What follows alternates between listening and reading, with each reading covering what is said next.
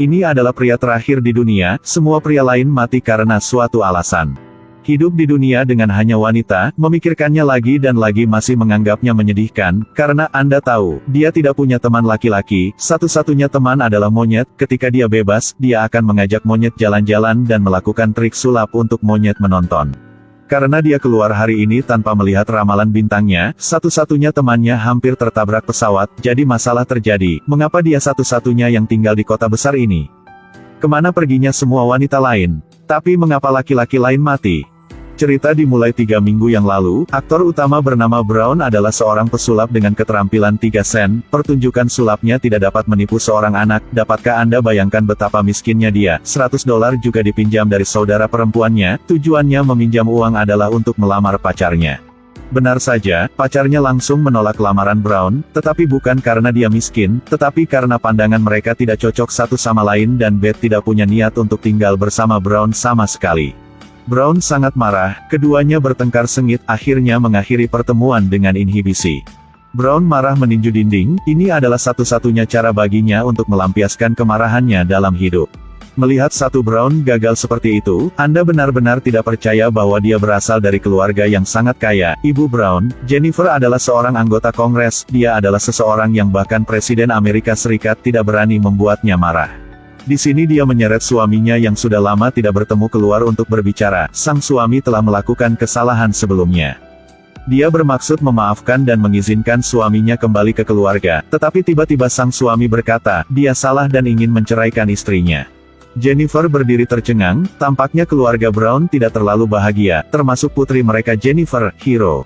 Saudara perempuannya berada di Asosiasi Bantuan Alkohol, penyebab kecanduannya pada alkohol adalah karena hubungannya dengan pacarnya menemui jalan buntu. 1 detik yang lalu, kekasih itu masih terikat, 1 detik kemudian karena satu pesan, mereka berdebat, bahkan berkelahi. Hero memeluk tubuh pacarnya sampai pagi, seorang satpam yang berpatroli ingin membuka pintu mobil, dia mengetuk pintu beberapa kali tetapi tetap tidak ada yang membuka pintu. Ketika Hero membuka pintu mobil, dia menemukan satpam berbaring di tanah.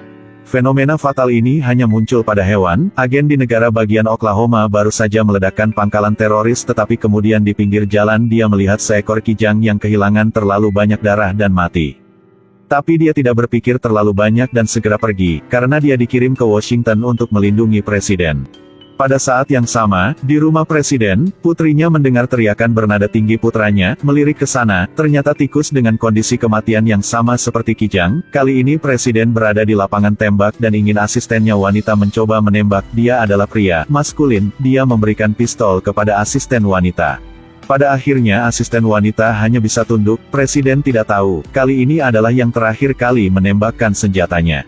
Keesokan harinya, Presiden tiba-tiba menerima panggilan telepon, itu adalah panggilan mendesak untuk meminta bantuan, tetapi ketika menelepon kembali, tidak ada yang mengangkat telepon. Jennifer tiba-tiba menemukan bahwa Presiden mengalami mimisan, dia menyekanya dengan tangannya dan mengatakan itu baik-baik saja tetapi 1 detik kemudian. Kemudian semua pria di aula perlahan jatuh ke tanah, pada saat yang sama para pria di jalan juga berdarah dan jatuh ke tanah, pemandangan menjadi kacau, Hero ketakutan sampai panik. Tampaknya semua pria di dunia mati pada saat yang sama. Ini adalah adegan paling tragis dalam sejarah, seorang ibu kehilangan seorang putra, seorang wanita kehilangan seorang suami, seorang putri kehilangan seorang ayah, tetapi hanya Brown yang masih hidup. Brown baru saja bangun dan menemukan bahwa ponselnya kehilangan sinyal, lalu melihat berita di TV lagi, dia tercengang. Edit video tidak mudah, jika Anda menyukainya, ingatlah untuk follow dan like pangkat-pangkat. Mari kita lanjutkan menonton film. Wanita itu memasukkan kunci ke dalam 355, lalu dengan lembut membukanya, pintu samping segera terbuka, di dalamnya ada stasiun komunikasi komando rahasia tetapi orang-orang di dalamnya semuanya mati. Karena 3 hari yang lalu, bencana besar terjadi di seluruh negeri, semua pria dan hewan jantan mati aneh, hanya Brown yang hidup dan satu-satunya pria di dunia, dia tidak tahu apa yang akan terjadi, jadi dia tidak berani keluar seharian, tiap hari dia nonton video pacarnya. Agen menemukan bahwa rekan-rekannya dan atasannya semua mati, presiden juga mati, dia tidak tahu harus mendengarkan siapa, dia hanya bisa menemukan Jennifer yang bertindak sebagai presiden sementara, mengklarifikasi identitasnya. Jennifer mengirim agen untuk menemukan putrinya Hiro, putri presiden sebelumnya. Mary baru saja kehilangan dua putranya dan suaminya, dia tidak punya apa-apa lagi, jadi dia segera pergi di depan Jennifer dan ingin menunjukkan bukti bahwa dia adalah putri presiden. Pada saat ini, Hiro tidak ada di rumah, tetapi berkumpul dengan anggota rehab lainnya. Ada beberapa pria di sini, tetapi dari pil testosteron itu kita dapat melihat bahwa mereka adalah transgender, bukan pria. Mereka berniat pergi dari sini ke benua lain, tapi Hiro tidak berencana untuk pergi. Dalam sekejap mata, lebih dari 60 hari telah berlalu. Brown mengenakan topeng dan pergi ke kota untuk mengumpulkan dokumen, dan tidak lupa meninggalkan pesan untuk pacarnya, memberitahu kekasihnya bahwa dia masih menunggunya. Di kafe itu, Brown juga menemukan foto lama mereka berdua. Pada saat ini tentara lewat, Brown segera melarikan diri, tetapi monyet itu tiba-tiba bergegas keluar untuk menemukan hewan peliharaannya. Dia pergi ke ruang bawah tanah yang banjir, seluruh tubuhnya basah dan dingin tetapi masih tidak dapat menemukan monyet. Dia pergi ke toko pakaian, ingin berganti pakaian baru, tetapi secara tidak sengaja ditangkap oleh 3 gadis Cina, hampir ditembak mati. Dia terbata-bata menjelaskan, Brown melangkah mundur, harga yang harus dibayar hanya sepotong coklat, itu lucu. Saat hari sudah gelap, akhirnya monyet itu kembali, meskipun dia terus memarahi monyet tetapi suaranya agak gemetar. Pada malam itu, Brown mendengar seseorang menyelinap ke dalam rumah, dia mengambil gitar untuk bertahan, hasilnya dipukul mundur, orang yang datang adalah agen. Asisten presiden sebelumnya membawa putrinya ke Pentagon berharap untuk pergi bersama mereka, tetapi para prajurit mengatakan mereka tidak ada dalam daftar dan menggunakan alasan untuk memotong staf dan menolak untuk membiarkan mereka berpartisipasi. Sebenarnya Jennifer mendengar semuanya tetapi dia tidak melakukan apa-apa. Karena di masa lalu, asisten sering membantu presiden sebelumnya melawan Jennifer. Setelah asisten pergi, istri presiden sebelumnya datang, sekarang dia berubah menjadi wanita pecandu alkohol yang jelek. Setelah dia pergi, Jennifer mendapat pesan. Dia pergi ke tempat parkir pesawat tetapi orang yang dijemput agen bukan putrinya tetapi Brown. Dia emosional dan gemetar karena dia mengira putranya sudah mati, tidak mengharapkannya untuk melihat putranya lagi. Mereka berdua saling berpelukan erat. Kemudian, seekor monyet berlarian di aula. Tempat ini bukan kebun binatang tetapi Pentagon. Monyet itu bergegas melewati aula, pemiliknya mengejarnya di sini, langsung tertarik dengan gambar-gambar di dinding. Ini adalah pejabat Amerika yang mati, gambar-gambar terpampang di seluruh dinding, karena belum lama ini, tidak tahu penyakit atau virus apa yang mewabah di bumi, semua pria meninggal, hanya Brown yang selamat. Dia mengejar ke kantor, tempat itu gelap dan bau karena terlalu banyak mayat, dia tidak punya waktu untuk membersihkan, dia menemukan monyet tetapi ketika dia berbalik, dia bertemu istri presiden sebelumnya. Saat ini Jennifer dan agen juga sampai. Brown mengambil kesempatan untuk melarikan diri. Istri presiden sebelumnya mengatakan dia sepertinya melihat Brown. Jennifer segera menghiburnya dengan mengatakan itu ilusi. Jika Brown ditemukan masih hidup, pasti akan banyak orang datang untuk menangkapnya, dan khusus kalau putra presiden masih hidup, akan mudah menimbulkan kesalahpahaman. Jadi agen berpikir bahwa orang-orang Pentagon di sini terlalu banyak, mereka harus membawa Brown pergi. Mereka harus merahasiakan ini. Agen mengunci 2 karyawannya. Pada saat yang sama, pihak Jennifer memiliki masalah serius. Pembangkit listrik tenaga nuklir mengalami kecelakaan. Jika tidak diperbaiki tepat waktu, itu tidak hanya akan menyebabkan ledakan pembangkit listrik tenaga nuklir tetapi juga menyebabkan pemadaman listrik skala besar. Masalah yang paling penting adalah sebagian besar ahli adalah laki-laki. Mereka sudah mati, sekarang mereka perlu menemukan ahli wanita dengan cepat.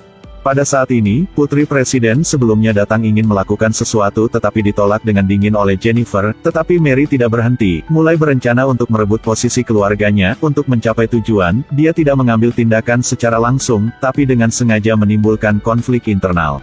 Dia memberitahu dokter bahwa dia adalah Presiden Amerika Serikat sekarang, sesuai dengan urutan suksesi dia akan menjadi presiden berikutnya, tetapi Regina adalah seorang ekstremis sehingga tidak ada yang mendukungnya. Ya, sangat sedikit orang yang tahu tentang ini.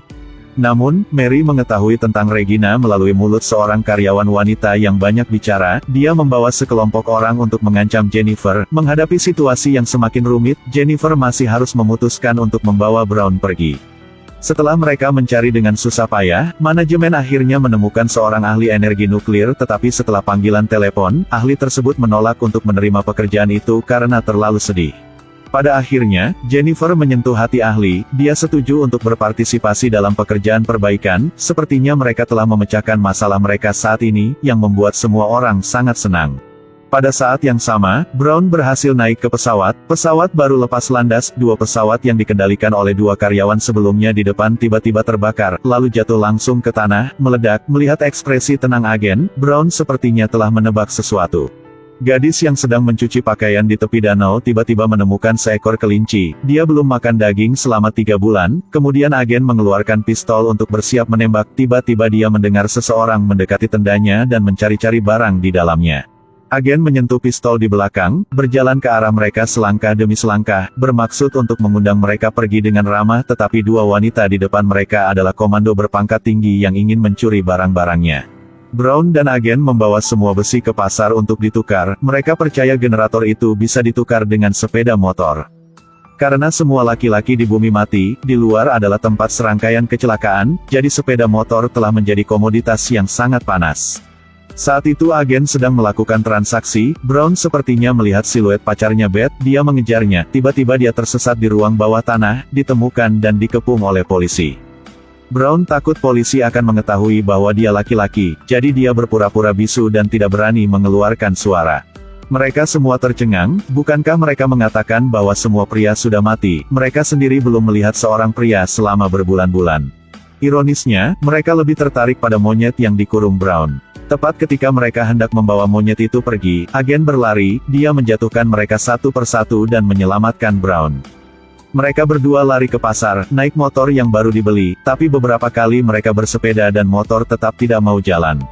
Keduanya pergi ke sebuah jembatan, tetapi Brown tidak ingin pergi lagi. Dia ingin kembali karena teleponnya jatuh. Agen mendengarnya dan sangat marah. "Kak, kamu tahu itu berbahaya, untuk apa kamu membutuhkan telepon? Merekam video, apakah kamu masih merekam video di usiamu?"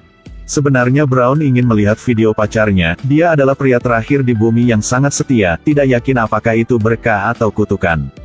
Oke, filmnya sudah sampai akhir, masih ada cerita panjang di baliknya, jangan lupa follow dan like untuk memberi saya motivasi untuk membuat video lagi. Sampai jumpa.